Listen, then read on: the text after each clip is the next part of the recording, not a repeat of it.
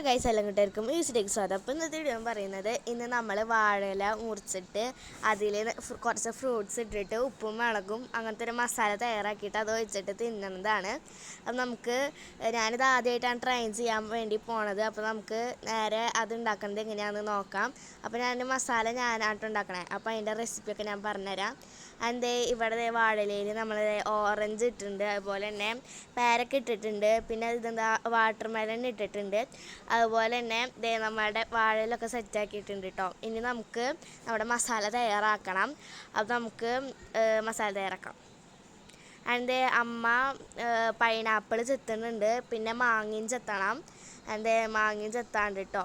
അപ്പോൾ നമുക്കിനി മസാല തയ്യാറാക്കാം. മസാല തയ്യാറാക്കാൻ വേണ്ടി ഞാൻ എടുക്കണത് കുറച്ച് കുരുമുളക്, പിന്നെ വെളിച്ചെണ്ണ, ഉപ്പ്, മുളക്, ചൊറുക്ക, അങ്ങനെ കുറച്ച് സംഭവങ്ങളാണ്. അപ്പോൾ നമുക്കിനി മസാല തയ്യാറാക്കിയിട്ട് കാണാം.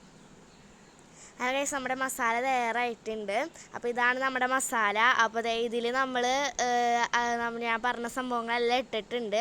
അപ്പോൾ നമുക്ക് ചൊറുക്ക് കിട്ടിയില്ല, അത് കാരണം നമ്മൾ ചൊറുക്ക് കിട്ടിയില്ല. ബാക്കിയുള്ള എല്ലാ സംഭവങ്ങളും ഇട്ടിട്ടുണ്ട്.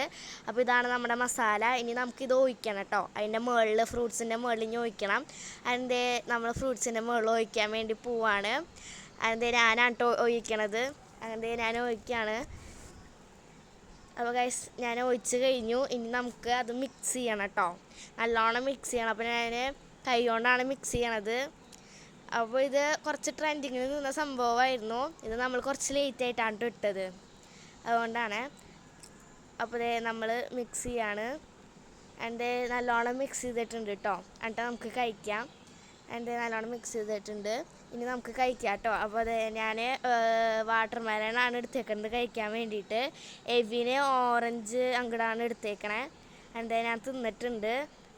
നല്ല അടിപൊളി സംഭവമാണ്. അപ്പോൾ എല്ലാവരും ലൈക്ക് ചെയ്യുക, ഷെയർ ചെയ്യുക, സബ്സ്ക്രൈബ് ചെയ്യുക. ഇനി പുതിയൊരു വീഡിയോ ആയിട്ട് വീണ്ടും വരാം. അപ്പോൾ ബൈ.